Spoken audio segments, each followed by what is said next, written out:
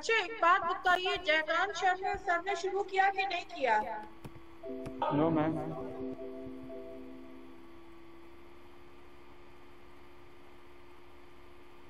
जैसे यूनिट 1 में बताओ क्या क्या है।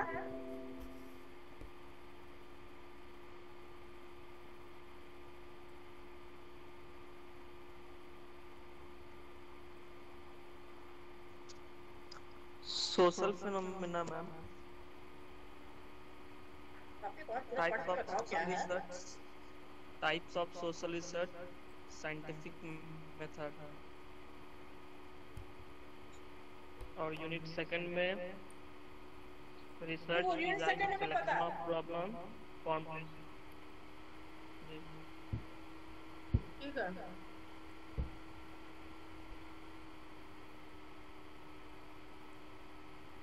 हम ये कह रहे हैं कि हमारे पास ये जो मेरा जो है प्रेजेंटेशन, इसमें टाइप्स ऑफ रिसर्च और scientific approach Jaikant Tiwari sir वाला भी पोर्शन है, क्योंकि हम लोग अपने आप ही पढ़ाते हैं। तो हम पहले जितना यूनिट 2 का है हम शुरू कर देते हैं। अगर Jaikant sir scientific method, experimental method ठीक ठाक नहीं बताएंगे या उसमें कोई दिक्कत रहती तब हम उसको बाद में करा देंगे, ठीक है। इसीलिए हमने पूछा कि सर की क्लास शुरू हुई कि नहीं हुई।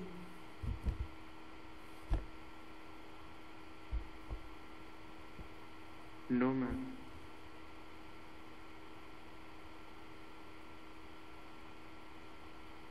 चलो हम तब से अपना यूनिट करते हैं, फिर अगर जब कोई दिक्कत होगी ना तो हम शुरू कर देंगे। नाउ आई एम स्टार्टिंग, ठीक है।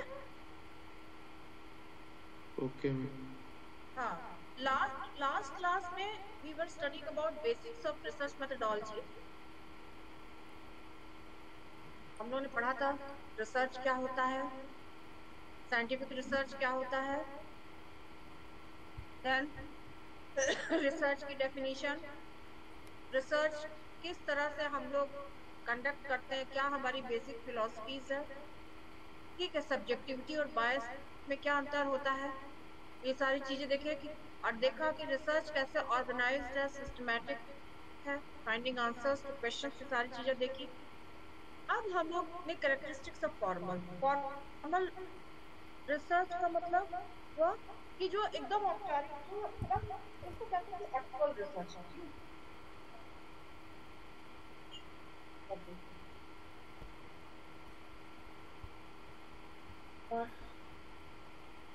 This is the research process in flow chart. कोई भी रिसर्च कंडक्ट करने के लिए सबसे पहले हम रिसर्च प्रॉब्लम को डिफाइन करते हैं, ठीक है। पहले मेजर रिसर्च एरिया सेलेक्ट करते हैं, फिर हम उसमें से एक ब्रॉड एरिया निकालते हैं। जैसे मेजर एरिया आपका हो सकता है सोशल वर्क, हमारा मेजर रिसर्च एरिया हो सकता है साइकोलॉजी में सपोज एम्प्लॉयज की प्रॉब्लम। तो पहले हम ब्रॉड एरिया को सेलेक्ट करते हैं, उसके बाद स्पेसिफिक सब टॉपिक पे आते हैं। तो जो जो रिसर्च प्रॉब्लम हमारी एकदम स्पेसिफिक एंड नैरोअर स्टेटमेंट है कि हम क्या अपने रिसर्च में करना चाहते हैं। तो प्रॉब्लम कैसे बनाते हैं, कैसे आइडेंटिफाई करते हैं, ये हम लोग प्रॉब्लम वाले रिसर्च प्रॉब्लम वाले सेक्शन में हम पढ़ेंगे। तो पहला स्टेप आज हमें इतना शॉर्ट में बताना है कि किस तरह से क्रमबद्ध तरीके से रिसर्च जो है वो प्रोसीड करता है। जैसा हमने देखा कि research and systematic and organised way of finding answers to research question. तो the first step of conducting any formal research is how we have defined our research problem. Then when your research problem is defined, then the second step will be review of concepts and review of previous research findings. Why review of literature is important? अब जो भी articles उससे related है पढ़ते हैं, जो journals में publish हुए हैं, मैगजीन्स में पब्लिश हुए हैं, जिनके एब्स्ट्रैक्ट्स छपे हैं, उनको हम बहुत लास्ट के 10 साल का 15 साल का हम सिलसिलेवार स्टडी करते हैं। क्यों?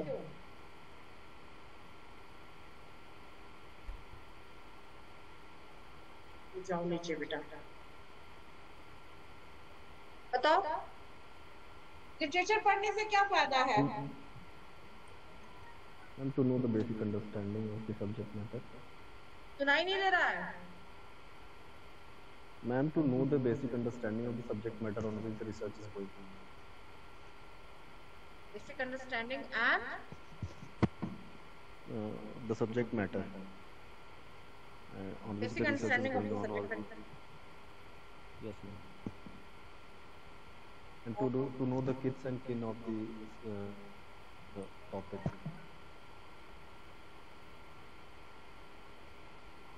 और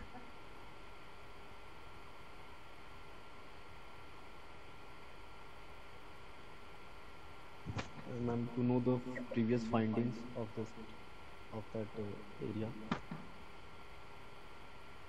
that is the review. जैसे लिखा है previous findings को पढ़ के हमें क्या what is the ultimate objective of doing review of literature, review of studies, theoretical review, chapters उस particular research problem में जो भी variables उससे related, तो क्या फायदा होता है उससे?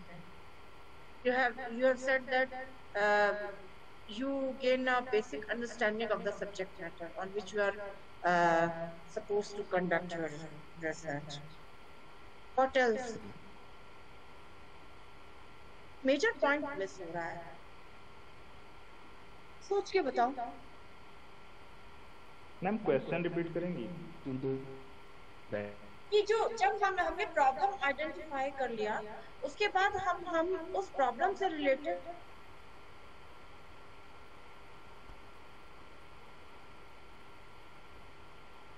प्लस उस रिसर्च प्रॉब्लम में जो भी वेरिएबल्स है,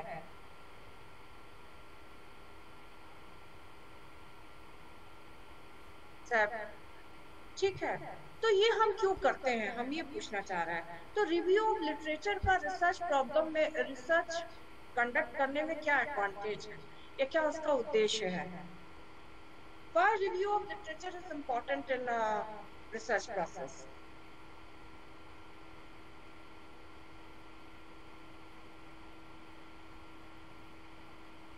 और सोच के बताओ थोड़ा सा कि भाई हमें सब्जेक्ट मैटर की जानकारी हो जाती है, प्रीवियस में लोगों ने क्या किया है ये पता चल जाता है, और क्या पता चलता है? maybe where they are lacking, in which we can improve on. Very good, very good. That is the main important. कि what are the ultimate gaps in the literature? What are the points that have been not considered by the past researchers? पूर्व में लोगों ने क्या, क्योंकि हर research की भी आप देखेंगे एक सीमाएं होती हैं, लिमिटेशंस होते हैं. हर एक रिसर्च में सारी चीजें आप स्टडी नहीं कर सकते हैं, तो जो अगले ने छोड़ा है वो आपके लिए एक ट्रैक है. इसलिए रिव्यू ऑफ लिटरेचर इंपॉर्टेंट है. तो हमें दोनों ही बातें पता चलती है, क्या हो चुका है और क्या नहीं. ठीक है, तो जो नहीं हुआ है वो अल्टीमेटली उसको आप आगे प्रोसीड करेंगे. और बहुत बार जब आप रिव्यू करते हैं तो that review also helps in refining your research problem. तो बाद में जब भी ठीक है आपने एक टेंटेटिव रिसर्च प्रॉब्लम बना ली, लेकिन जब आप रिव्यू करने गए तो आपको लगा कि नहीं, हम अपने रिसर्च में इसको भी ऐड कर सकते हैं, इसको भी ऐड कर सकते हैं. तो review of literature it is also helpful in refining your research problem. ठीक है, आपकी रिसर्च प्रॉब्लम को और रिफाइन करता है और स्पेसिफिक करता है और रेलेवेंट बनाता है.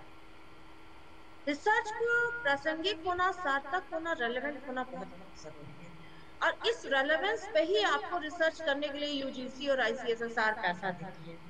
एक शोध ऐसा होना चाहिए, एक रिसर्च ऐसा होना चाहिए जो न केवल आपके एग्जिस्टिंग फील्ड को बढ़ाए बल्कि समाज में, कम्युनिटी के लोगों के लिए भी उसका यूज होना चाहिए. अगर कोई रिसर्च ऐसा है जिससे लोगों का कल्याण नहीं हो रहा है, you are the people of social rural management. If any research is not able to serve to the community, then there is no worth in conducting it. So a research should be, आगे हम लोग देखेंगे, relevant, significant, ये होना चाहिए. तो जब हम रिव्यू करते हैं, हमारी प्रॉब्लम रिफाइंड होती है, तो कहीं ना कहीं हम एक अच्छे शोध की हमारी शुरुआत हो जाती है.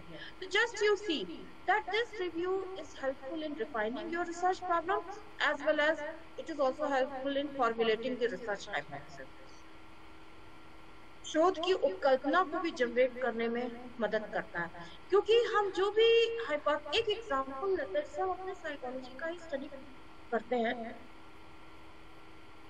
कि स्ट्रेस का, तनाव का, अगर वर्क प्लेस की बात करें, कर्मचारियों के मानसिक स्वास्थ्य पे बुरा प्रभाव पड़ता है। ठीक है, तो stress negatively affects the mental health of the employees.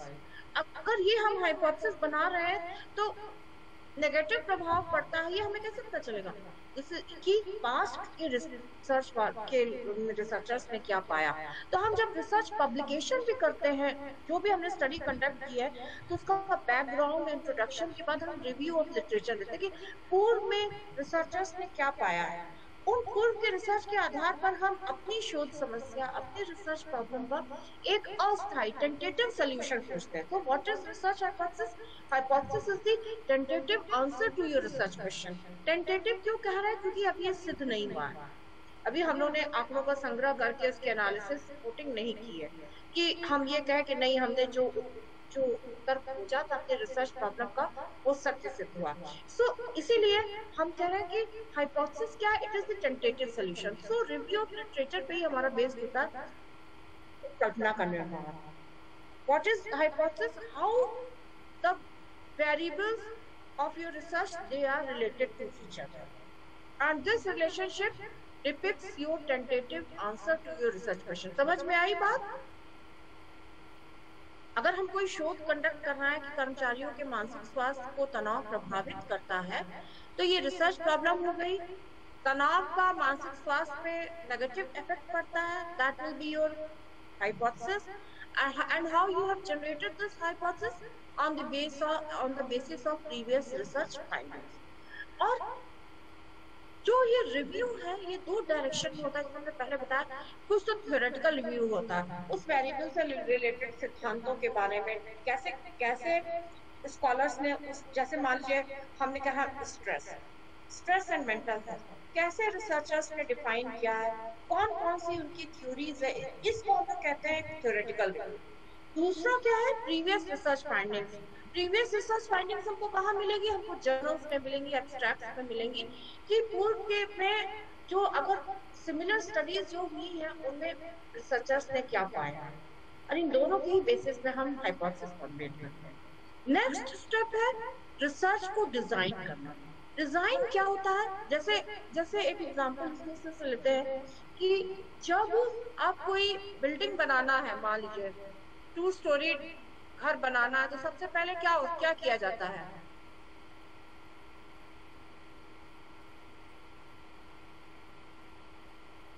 Foundation उसका नक्शा बना जाता है, उसका आर्किटेक्ट प्लान बनाता है।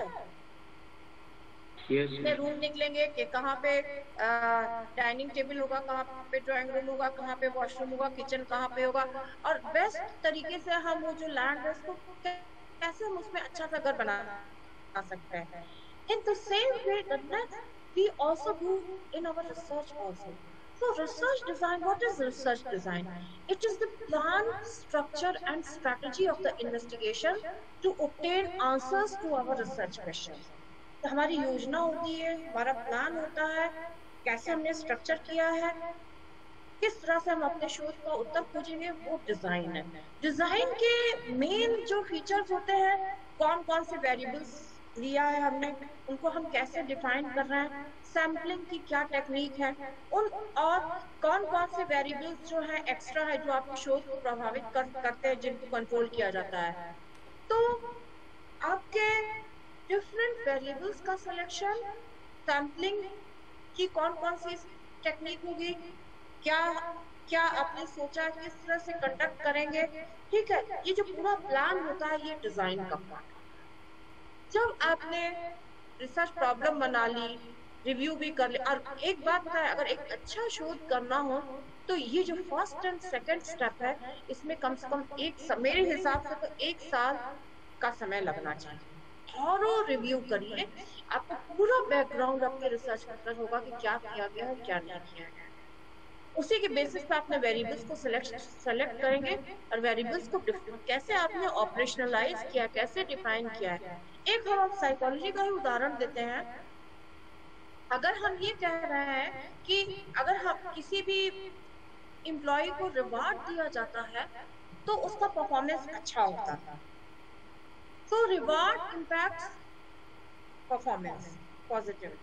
ठीक, अब रिवार्ड को आप कैसे बताएंगे कि रिवार्ड क्या है आपकी स्टडी में? आप ये कह सकते हैं कि 1 वीक अप्रेजल के बाद अगर एम्प्लॉय सेट परफॉर्मेंस करता है तो उसको बोनस मिला या इंक्रीमेंट मिला या शाबाशी मिली। तो how you have defined reward in your study, ये ऑपरेशनल डेफिनेशन है। रिवार्ड को तो वैसे रिसर्चर ने बहुत तरीके से डिफाइन किया है, लेकिन हम अपनी स्टडी में कैसे डिफाइन कर रहे हैं, that is the operational definition. तो ये जो हम ऑपरेशनल डेफिनेशन हर वेरिएबल की कर रहे हैं जो मेरे रिसर्च में है, ये again it is based on your review of. Sampling कैसे करेंगे, आप किस तरह से सैंपल सेलेक्ट करेंगे? सैंपल की 10 से 15 टेक्निक है। जैसे मान लीजिए हमने कोई स्टडी प्लान की, ठीक है, और हमें जो जैसे मान लीजिए आपके IRDM के स्टूडेंट्स पे हम कुछ साइकोलॉजिकल स्टडी करना चाहते हैं, तो सबसे पहले हमें राहुल भैया मिल गए, उनसे हमने स्टडी अपना क्वेश्चनर भरवा लिया। राहुल ने कहा कि अच्छा जन्मेजय भी है,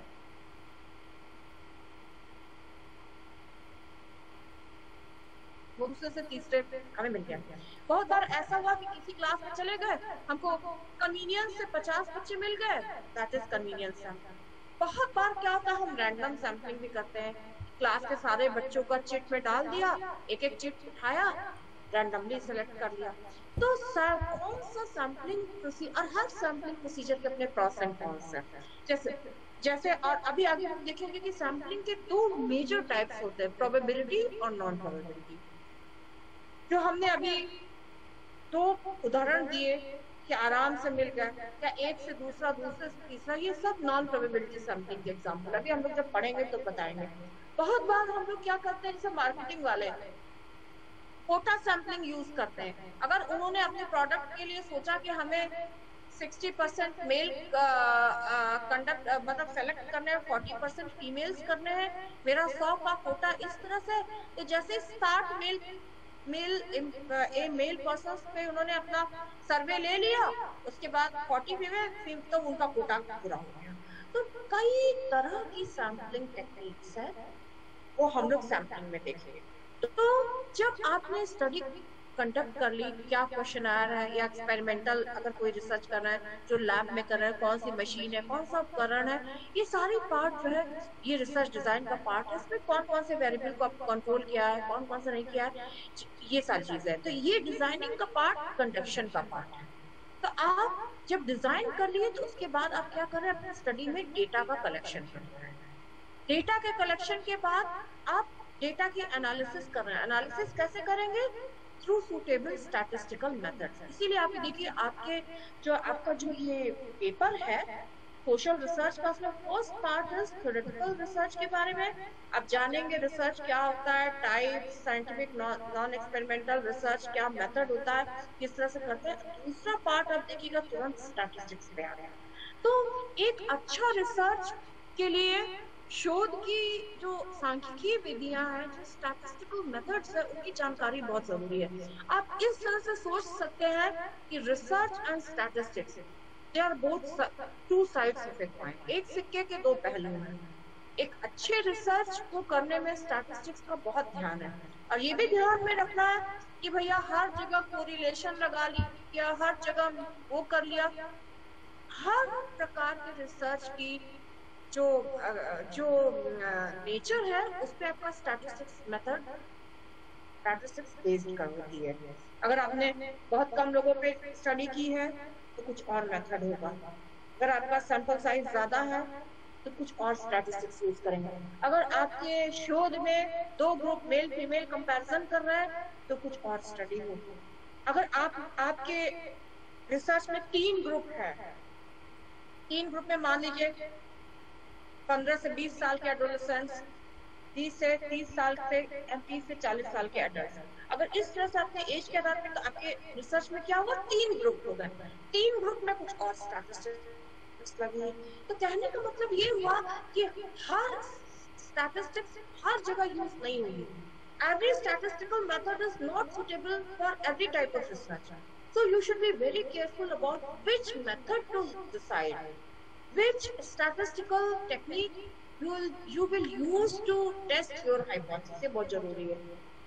तो एनालिसिस डेटा की बहुत इंपॉर्टेंट है। अगर गलत स्टैटिस्टिकल मेथड लग गया तो आपके अच्छे रिसर्च का बंटा धार हो जाएगा। इसीलिए आपको इस पेपर में स्टैटिस्टिक्स और रिसर्च के बारे में, दोनों के बारे में बताया जा रहा है। और लास्ट है, जब आप डेटा एनालाइज कर लिए तो आप उस रिसर्च की रिपोर्टिंग करेंगे, इंटरप्रेट करेंगे और उसका पूरा सिलसिलेवार बनाएंगे रिपोर्ट की आपको उस शोध में क्या मिला। और उसके बाद का जो ये है, आप उसको पब्लिश कराएंगे, इसका थ्योरेटिकल प्रैक्टिकल इम्प्लीकेशन बताएंगे, लिमिटेशन बताएंगे, ये सारी चीजें बताएंगे। तो ये पूरा प्रोसेस है शोध। तो इसमें हम सबसे पहले रिसर्च प्रॉब्लम पढ़ेंगे, फिर हाइपोथेसिस क्या होता है उसके बारे में पढ़ेंगे, फिर सैम्पलिंग के बारे में पढ़ेंगे, टूल्स ऑफ डेटा कलेक्शन पढ़ेंगे, स्टैटिस्टिक्स में डेटा एनालिसिस करेंगे और रिपोर्ट राइटिंग।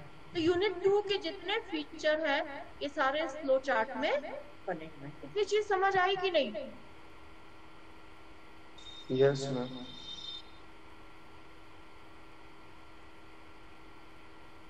ये इसी का एक स्टेप्स है। रिसर्च प्रॉब्लम में क्लियर आर्टिकुलेशन होना चाहिए कि आप क्या करना चाह रहे हैं। एक्सटेंसिव लिटरेचर रिव्यू व्यापक होना चाहिए, बहुत समय लगाना चाहिए। रिसर्च ऑब्जेक्टिव और ऑब्जेक्टिव पे ही हाइपोथेसिस बेस्ड होती है। फिर research design, data collection, analysis, generalization and interpretation, ये सारी चीजें रिपोर्ट का पार्ट होता है। एनालिसिस के बाद जो भी आप रिजल्ट बता रहे हैं, उसका इंटरप्रिटेशन कर रहे हैं, ये सारा रिपोर्ट राइटिंग का फॉर्म हो रहा है। So preparation of the report और presentation of results, formal write ups of the conclusion. अब एक अच्छे शोध की क्या विशेषताएं हैं? मैम थर्ड पॉइंट जो बताएं, डेवलपिंग द ऑब्जेक्टिव। क्या चीज? Ma'am developing the objective third point होता वो मतलब यस मैम, वो डायरेक्टली डिपेंडेंट है इस पे क्या, स्पेकुलेशन और वो जो बताया था ऑब्जेक्टिव नहीं। अब जैसे हाँ, रिसर्च के बाद हम क्या करते हैं, अभी हम इस पे आएंगे। जब रिसर्च प्रॉब्लम बताएंगे ना तो कैसे उसमें से ऑब्जेक्टिव्स निकालते हैं। एक ब्रॉड रिसर्च प्रॉब्लम को हम लोग नैरोअर ऑब्जेक्टिव्स में कर लेते हैं। जैसे हम हाँ, इसी ऑब्जेक्टिव पे ही हाइपोथेसिस बेस्ड। जब हमने ऑब्जेक्टिव्स डिलिनिएट कर लिए तो उन्हीं ऑब्जेक्टिव्स पे ही आपकी हाइपोथेसिस बेस्ड है।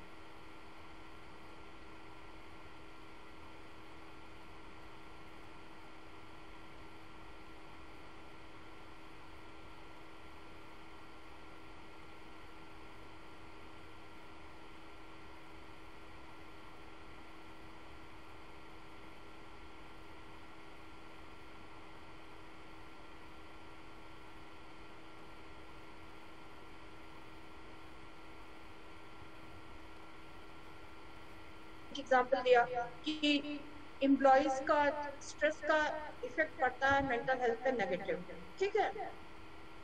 तो ऑब्जेक्टिव क्या हो जाता है, to examine the effect of stress on mental health of the employees. ये ऑब्जेक्टिव हो गया, रिसर्च क्वेश्चन हो गया।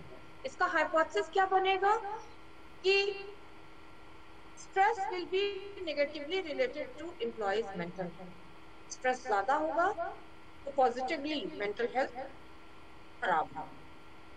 Is it clear? अब क्लियर हुआ ऑब्जेक्टिव और हाइपोथेसिस क्या होता है, और इसको और डिटेल में ऑब्जेक्टिव्स को एक्सट्रैक्ट कैसे करते हैं मेजर रिसर्च प्रॉब्लम में, तो हम रिसर्च प्रॉब्लम वाले इसमें बताएंगे। तो एक अच्छे रिसर्च की जो विशेषता होती है वो ये होती है कि वो सिस्टमैटिक होता है,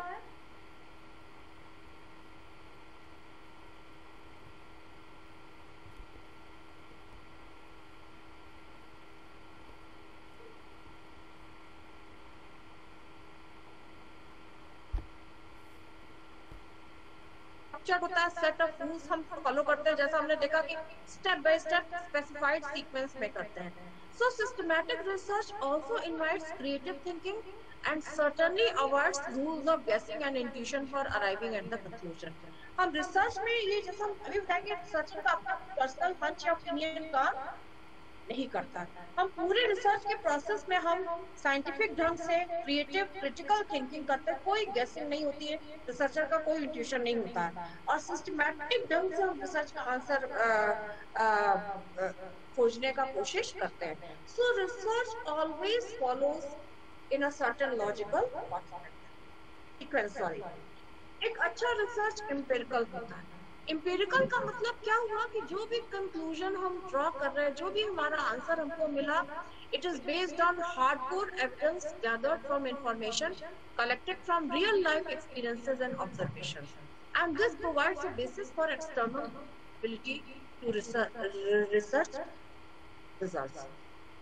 एम्पिरिकल का क्या मतलब होता है कि हम साइंटिफिक ढंग से हमारा research observation, experimentation, data collection पे बेस्ड होता है। हम रिसर्च में रियल लाइफ के जो एक्यूरेट फैक्ट्स हैं, हम उनको स्टडी करने का कोशिश करते हैं, और उनके लिए हम साइंटिफिक मेथोडोलॉजी यूज करते हैं, ऑब्जर्व करते हैं, एक्सपेरिमेंटेशन करते हैं, फील्ड वर्क करते हैं, और साइंटिफिकली सारे फैक्ट्स को कलेक्ट करने का कोशिश करते हैं। उसमें अगेन हम ये कहेंगे रिसर्चर का अपना पर्सनल ओपिनियन, पर्सनल हंच का उसमें कोई यूज नहीं होता है। एक अच्छा रिसर्च वैलिड और वेरिफिएबल होता है। Research involves precise observation and accurate description. तो जो भी अगर हमने एक सिस्टमैटिक रिसर्च किया है, तो वो हमारा रिसर्च उस पोजीशन में होता है कि any outside anybody can replicate my research. अगर हमने एक रिसर्च किया है तो उसमें सैंपल भी पता है, मेथड भी पता है, जो भी टूल्स यूज किए वो पता है, क्या रिजल्ट आया वो पता है, when everything is well systematic, so anybody can replicate your research. तो एक अच्छे रिसर्च का ये भी गुण होता है कि दूसरे लोग आपके रिसर्च को वेरीफाई कर सके, उसको मतलब जिसको कहते हैं उसका सत्यापन कर सके, उसको क्या आपकी फाइंडिंग है वो उनको भी मिली कि नहीं मिली, उसको रेप्लिकेट कर सके, आपके रिसर्च को रिपीट कर सके। So the researcher selects reliable and valid instruments to be used in the collection of data and uses some statistical methods for accurate description of the results obtained. Whenever you conclude on the basis of your finding is correct, and that can be verified by yourself and others. जब सारी चीजें clear है, systematic आपने research किया, research में कोई बायस नहीं है, आपने हर प्रोसीजर को बहुत एक्यूरेटली मेटिकुलसली फॉलो किया है, तो आप अपने ही रिसर्च को दोबारा भी वेरीफाई कर सकते हैं और दूसरे लोग भी आपके रिसर्च को दोबारा कंडक्ट कर सकते हैं। और एक अच्छा रिसर्च लॉजिकल होता है। इसका मतलब क्या हुआ कि एक अच्छा जो रिसर्च है, it is guided by the rules of reasoning and logical process of induction. बहुत बार दो तरह के हमारी लॉजिकल रीजनिंग होती है, एक स्पेसिफिक टू जनरल होती है और एक जनरल टू स्पेसिफिक होती है। एक उदाहरण देते हैं, अगर आपने एक पेड़ से आम खाया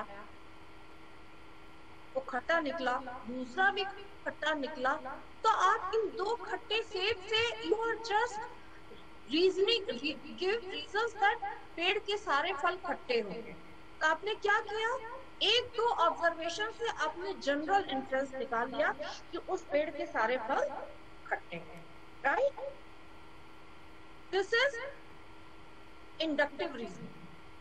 इतना चीज क्लियर हुआ कि नहीं? स्पेसिफिक टू आप जनरल इन्फ्रेंस कर रहे हैं। तो बहुत बार हम लोग अपने रिसर्च में इंडक्टिव रीजनिंग भी करते हैं कि एक सैंपल पे आपको जो भी रिजल्ट्स मिले उसके आधार पर आप एक जनरलाइज्ड स्टेटमेंट करते हैं, जनरल लॉज बनाते हैं। और बहुत बार डिडक्शन भी होता है कि आपके पास जनरल थ्योरी है, जनरल आपके पास ऑब्जर्वेशन है, और आप उसके आधार पे एक या दो केसेस के बारे में आप रीजन करने का कोशिश करते हैं। तो in fact logical reasoning makes research feasible and more meaningful in the context of decision making.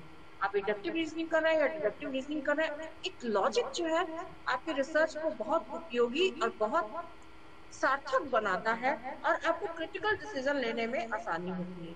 एक अच्छा रिसर्च रिगरस होता है। रिगरस का मतलब एक हार्ड कोर, एक लंबा, एक बहुत कठिन प्रक्रिया है, बहुत नहीं है। सो जितना रिगरसली आप करेंगे उतना ही आपको परिणाम अच्छे मिलेंगे। तो जो भी प्रोसेस, जो भी प्रोसीजर्स हम रिसर्च में फॉलो कर रहे हैं, to answer the questions they should be relevant, appropriate and justified. And research is a time taking procedure. hasty नहीं होता है, planned होता है। एक अच्छा रिसर्च क्रिटिकल होता है, means critical scrutiny of the procedures used and the methods employed is crucial to the research inquiry. और जो भी इन्वेस्टिगेशन का प्रोसेस है वो फुल प्रूफ होना चाहिए, कोई उसमें एरर नहीं होना चाहिए। और जो भी आपने प्रोसेस अडॉप्ट किया, जो भी प्रोसीजर यूज किया है, उसको एकदम उसका क्रिटिकल इवैल्यूएशन रिसर्च करने से पहले होना चाहिए। एक अच्छा रिसर्च इसको आप कह सकते हैं कि क्रिटिकल होता है, मींस क्रिटिकल जो भी प्रोसीजर्स, जो भी मेथड्स आप यूज कर रहे हैं अपने रिसर्च में, उसके बारे में, उसके तह तक मतलब आप ये इंश्योर हो जाते हैं कि ये प्रोसेस ठीक है, इसमें कोई भी एरर नहीं है। और एक अच्छा रिसर्च जो है, जैसा हमने बताया कि इसको हम कहते हैं थ्योरेटिकल इम्प्लीकेशन। एक अच्छा रिसर्च सिद्धांत और के निर्माण में बहुत बड़ा रोल होता है। तो जो भी आपने रिसर्च किया है, वेरिएबल्स की स्टडी की है, जो भी सैंपल लिया है, so on the basis of the sample observed and studied the researcher makes sound generalization regarding the whole population. एक छोटे से, क्योंकि आप ये सोचिए कि अगर आपको सारे लोगों की स्टडी करनी हो तो आप नहीं कर सकते हैं। अगर हम अब किसी आपके रूरल मैनेजमेंट के अगर सारे सेमेस्टर के बच्चों को हम ले तो हम पूरे लोगों को नहीं कंसिडर कर सकते। तो बहुत बार हम क्या करेंगे, उनमें से सबसेट ले लेंगे, छोटा सा सैंपल ले लेंगे। एक डॉक्टर है, एक सिरिंज में ब्लड लेता है और पूरे बॉडी की फंक्शनिंग के बारे में बता देता है। So in the same way, on the basis of the sample observed and studied, the researcher makes sound generalization regarding the whole population. So thus the research goes beyond immediate situation, objects or groups being investigated by formulating a generalization or theory about these factors. तो अगर एक research में if you are repeating and if you are finding the same answer, तब एक सिद्धांत का निर्माण होता है। तो सिद्धांत कैसे बनता है? अगर हम रिसर्च को बार बार रिपीट कर रहे हैं, बार बार हमको वही मिल रहा है उत्तर, तो उसके आधार पर क्या होता है, सिद्धांत का निर्माण होता है। कि हम एग्जांपल लेते हैं अपने, हमारे यहाँ एक फ्रस्ट्रेशन एग्रेशन थ्योरी करते हैं, गोलार्ड एंड मिलर ने इसको कंडक्ट किया कि अगर आपके अंदर कुंठा बढ़ती है तो आक्रामक बिहेवियर बढ़ता है। तो ये कैसे पता चला? बार बार डिफरेंट कंटेक्स्ट में, डिफरेंट सिचुएशन में ये स्टडी कंडक्ट की गई, and if same finding is there, the theories और लॉज डेवलप होते हैं। एक अच्छा रिसर्च, जैसा हमने अभी बताया, कि रिपीट किया जा सकता है, रेप्लिकेट किया जा सकता है। क्यों? क्योंकि design, procedure, result, method, variable, सब चीजें पता है। आपके एक रिसर्चर के रिसर्च को दूसरे रिसर्चर भी उसको रेप्लिकेट कर सकता है। एक बार हमारे सर थे, उन्होंने एक ब्रिटिश जर्नल में एक अपना पेपर भेजा था। तो उसकी जो फाइंडिंग थी, वो ब्रिटिश वाले, वो सिजोफ्रेनिक जो सबसे भयानक जो मेंटल पेशेंट्स होते हैं, उन पे उनकी स्टडी कंडक्ट की, बहुत रिगरस थी। तो ब्रिटिश जर्नल में जब गया छपने के लिए, तो वो लोग उसकी फाइंडिंग से एग्री नहीं थे। तो और वो एकदम नॉवेल एरिया था, उसमें कोई बहुत ऐसे रिसर्च नहीं हुए थे। तो सर ने बताया कि वो जो ब्रिटिश जो रिसर्चर्स थे, उन्होंने एक साल तक उस पूरी स्टडी को फिर से कंडक्ट किया और उनको लगा कि हाँ, जो भी इसमें मेंशन है फाइंडिंग, वो सही है। तो 1.5 साल के बाद उनका पेपर पब्लिश हुआ।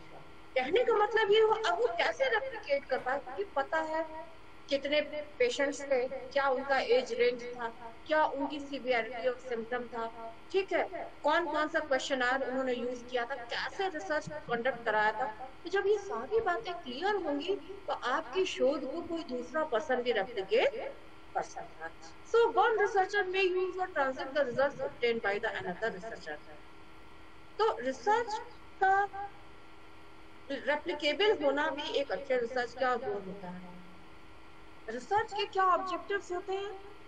नए, यू ऑल नो, नए तथ्य की जानकारी करना, इंपॉर्टेंट फैक्ट्स को वेरीफाई करना, एक्सपेरिमेंटल रिसर्च में क्या बढ़ाने घटाने से, किस चीज के मैनिपुलेशन से क्या प्रभाव पड़ता है, कॉज इफेक्ट रिलेशनशिप को आइडेंटिफाई करना, नए साइंटिफिक टूल को, नए थ्योरी को डेवलप करना, और साइंटिफिक नॉन साइंटिफिक प्रॉब्लम्स को समझना, उनको एक्सप्लेन करना, और सबसे इम्पोर्टेंट है कि जो भी हमारे जीवन की दिन प्रतिदिन की जो भी समस्याएं हैं उनको कम करना।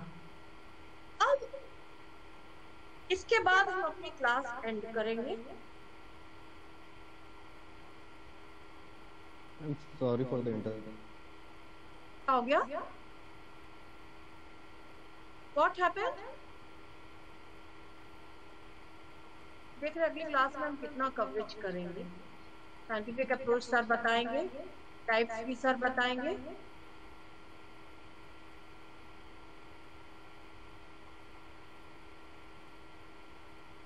क्वालिटेटिव सब सारा, अगर वो नहीं बताएंगे सर तब हम इसको पढ़ाएंगे। सारा types of research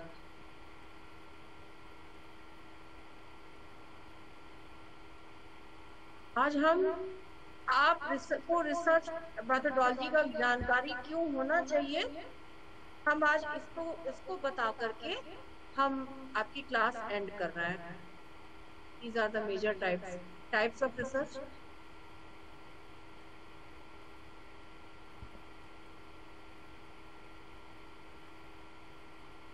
I hope clear हो रहा होगा। मैम आपने Yes, ma'am. दो टर्म यूज किया था, इंडक्टिव। क्या हो गया? मैम दो टर्म यूज किया था ना, इंडक्टिव एंड कौन कौन सा वो टर्म? समझ में नहीं है मैम। क्या चीज? Inductive and deductive. इंडक्टिव और डिडक्टिव। Yes ma'am. रीजनिंग की बात कर रहे हो ना? यस मैम, वो प्रोसेस ऑफ द ऐसा कुछ था ये, एक्सप्रेसिंग आई थिंक ऑब्जेक्टिव का ताकि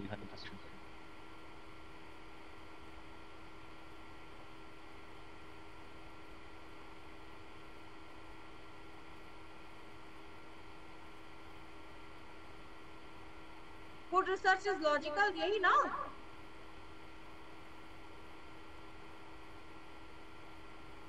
मैम जिसका एग्जांपल आपने दिया था मैंगो से, जो एक पेड़ से अगर मैंगो नहीं, हम ये कह रहे हैं कि हम रिसर्च में दो तरह की रीजनिंग यूज करते हैं। एक अच्छा रिसर्च लॉजिकल भी होता है। अगर हम एक सैंपल पे स्टडी कंडक्ट कर रहे हैं छोटे से, और उसके आधार पर हम पूरे पॉपुलेशन के बारे में इन्फर कर रहे हैं, जैसे हम ये कह रहे हैं कि एम्प्लॉइज के मानसिक स्वास्थ्य पर का एम्प्लॉइज पर कोई के स्ट्रेस का उनके मानसिक स्वास्थ्य पे असर पड़ता है, ठीक है? तो हम एक इंडस्ट्री, अगर हमने एक इंडस्ट्री सेलेक्ट की तो पूरे एम्प्लॉइज, तो उसमें हमने सपोज 200-300 एम्प्लॉइज को सेलेक्ट किया, ठीक है? तो जब हम स्पेसिफिक ऑब्जर्वेशन से और हमारी जो स्टडी में जो भी फाइंडिंग आई उसके आधार पर हम पूरे एम्प्लॉयज के बारे में एक जनरल स्टेटमेंट दे रहे हैं, तो वो इंडक्टिव रीजनिंग हुई। इसका हमने पेड़ के एग्जांपल से दिया था कि पेड़ पे जितने भी फल लगे हुए हैं, ठीक है, वो आपका पॉपुलेशन है। अगर हम एक फल, दो फल के आधार पर हम पूरे एप्पल के बारे में प्रेडिक्शन कर रहे हैं, इन्फ्लुएंस कर रहे हैं कि नहीं वो सारे एप्पल खट्टे होंगे, तो हमने क्या किया? एक दो ऑब्जर्वेशन से हमने पूरे पेड़ के बारे में प्रेडिक्शन कर दिया। इसी तरह से रिसर्च में भी हम करते हैं, हम एक छोटे से सैंपल के आधार पर जो भी फाइंडिंग मिली, हम उसके आधार पर पूरे उस पॉपुलेशन के बारे में जनरल स्टेटमेंट देते कि हाँ ऐसा ही होता है। तो ये इंडक्टिव रीजनिंग है। बहुत बार हमारे पास एक जनरल स्टेटमेंट है, एक थ्योरी है, उस थ्योरी से हम स्पेसिफाइड ऑब्जर्वेशन निकालते हैं और उसको टेस्ट करते हैं, तो उसको हम लोग कहते हैं डिडक्टिव रीजनिंग। आपके पास जनरल स्टेटमेंट है और उस जनरल स्टेटमेंट को आप स्पेसिफिक केसेस में अप्लाई कर रहे हैं, उल्टा कर रहे हैं। अब क्लियर हुआ? मैम डिडक्शन का can you give an example, relevant example? क्या चीज?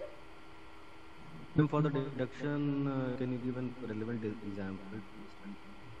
नहीं मीन्स कि बहुत बार हम स्पेसिफिक से जनरल भी करते हैं।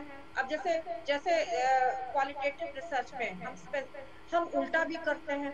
तो इंडक्टिव और डिडक्टिव दोनों ही तरह की रीजनिंग हम रिसर्च में यूज करते हैं। कहने का मतलब ये हुआ कि एक अच्छे रिसर्च के गुण में उसका तार्किक होना, लॉजिकल होना बहुत जरूरी है। और हम इन दोनों को, इंडक्शन तो हम बहुत बार यूज करते हैं कि स्पेसिफिक टू जनरल हम स्टेटमेंट देते हैं। डिडक्शन हम कैसे यूज करते हैं इसको हम थोड़ा सा देख करके बताएंगे, लेकिन एक अच्छे रिसर्च में हम डिडक्शन भी यूज करते हैं। अगर जनरल थ्योरेटिकल स्टेटमेंट है, एक थ्योरी है, एक सिद्धांत है, उस सिद्धांत की, उस जनरल स्टेटमेंट की सहायता से हम स्पेसिफिक ऑब्जर्वेशन के बारे में भी अनुमान लगाते हैं। तो ये दोनों ही तरह की रीजनिंग यूज होती है। और रीजनिंग के बारे में और क्लियर हम एग्जांपल्स के साथ हम बाद में बताएंगे। स्पेसिफिक तो जन इतनी चीज समझ में आई कि नहीं, एक दो ऑब्जर्वेशन से हम पूरे यूनिट के बारे में अनुमान लगा रहे हैं। और पूरी हमको, हमारे पास जनरलाइज्ड स्टेटमेंट है, उसके बाद उसकी सहायता से हम एक दो तीन स्पेसिफिक केसेस के बारे में हम रीजन कर रहे हैं, डिडक्ट कर रहे हैं। तो ये दोनों ही तरह की रीजनिंग हम रिसर्च में यूज करते हैं। अब चीज क्लियर हुई कि नहीं? थोड़ा इसको और इलाबोरेशन हम दूसरी क्लास में करते हैं। लेकिन बस हमारा यहाँ पे इतना हमें बताना जरूरी था कि रिसर्च में लॉजिक का होना बहुत जरूरी है, पर्सनल हंच नहीं होना चाहिए। और हम एक अच्छे रिसर्च को फ्री फ्रॉम एरर हमेशा हमें कंडक्ट करना चाहिए, ऑब्जेक्टिवली कंडक्ट करना चाहिए, साइंटिफिकली कंडक्ट करना चाहिए, कोई भी फैक्ट को छुपाना नहीं चाहिए और बायस नहीं करना चाहिए।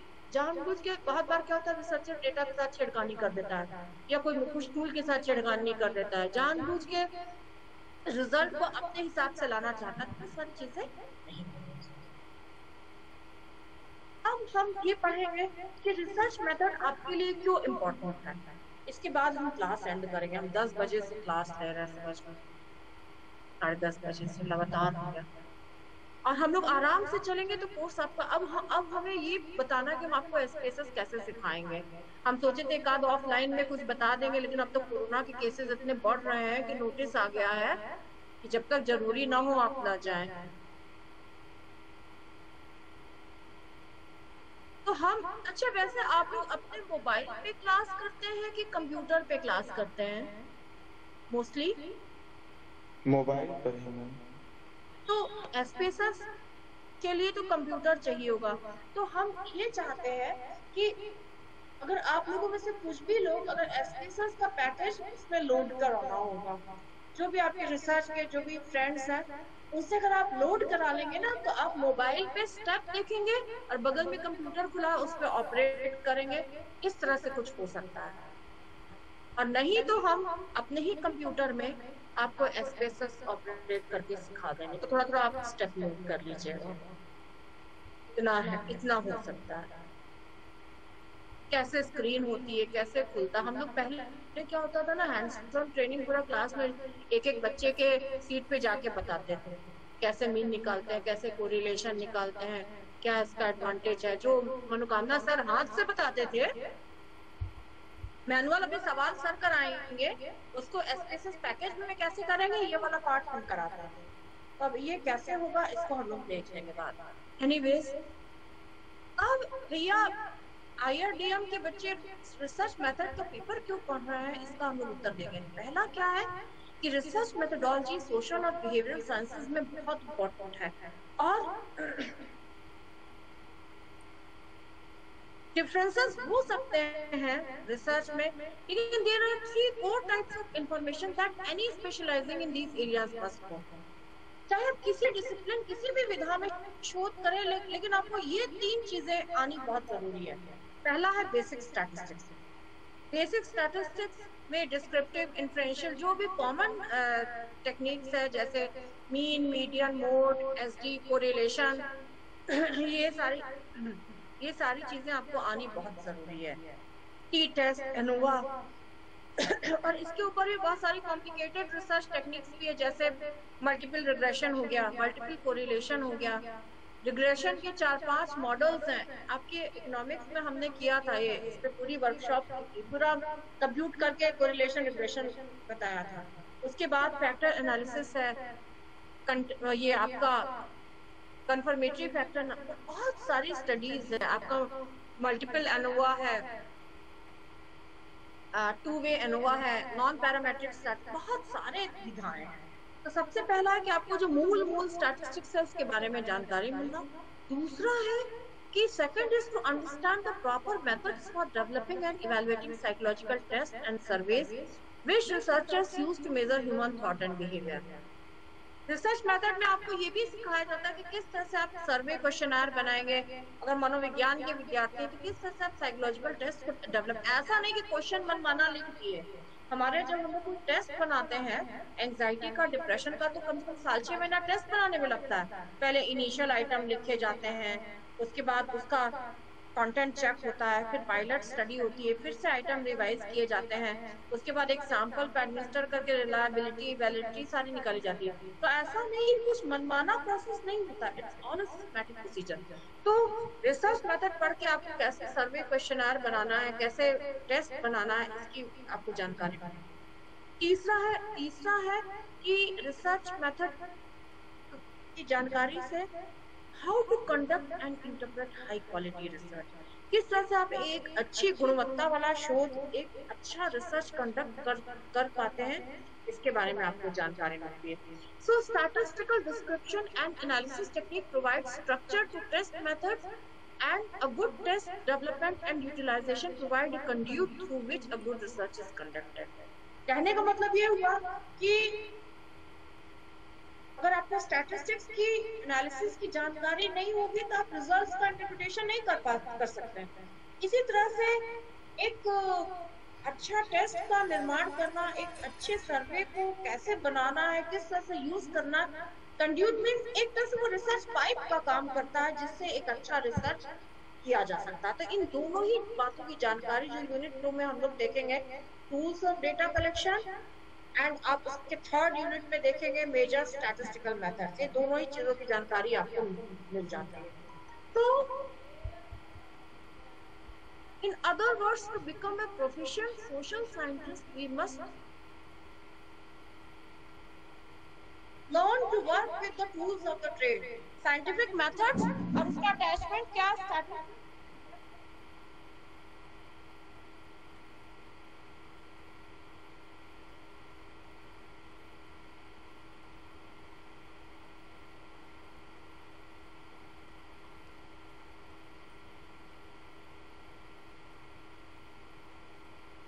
स्टैटिस्टिक्स और टेस्ट और क्वेश्चनर के बारे में ये इसके दो अटैचमेंट है, और इन्हीं दोनों की सहायता से एक अच्छा रिसर्च कंडक्ट किया जा सकता है। So an important skill of a researcher is the ability to review the work of others and to grasp what is being described.